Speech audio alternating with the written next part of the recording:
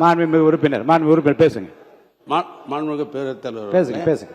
காங்கிரஸ் பேர் இயக்கம் ஆட்சியில் இருக்கிற பொழுது திராவிட முன்னேற்ற கழகம் அதில் பங்கு பெற்றது என்பதிலே தவறான செய்தியல்ல, உண்மையான செய்தி தான்.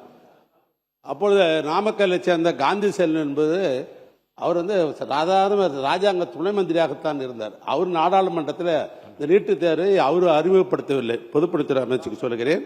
குலாம் நபி ஆசாத் அவர்கள் காங்கிரஸ் இயக்கத்தை சேர்ந்த மூத்த அமைச்சர் அவர்கள். எனவே அவர் தான் நாடாளுமன்றத்தில் அறிமுகப்படுத்தி பேசினார ஒழிய, ஏன்னா காங்கிரஸ் அமைச்சர் அவர்கள் தெரிஞ்சுக்கிறதுக்காக நான் சொல்றேன்.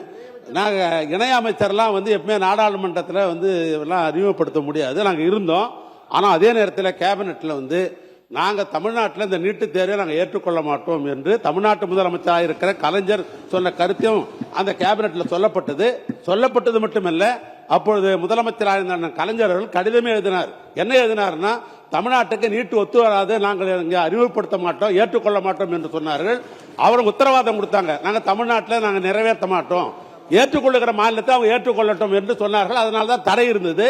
அவர் இருக்கும்போது தடை இருந்தது. அதற்கு பின்னால் ஆண்ட அம்மையார் அவர் காலத்திலும் நீட்டு தேர்வு நுழையல. அதுதான் வரலாறு. அதனை ஒட்டித்தான் இப்போதும் ஆதரிக்கின்றீர்கள்.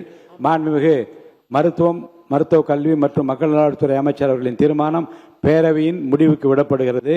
ஏற்போர் ஆம் என்க, மறுப்போர் இல்லை என்க.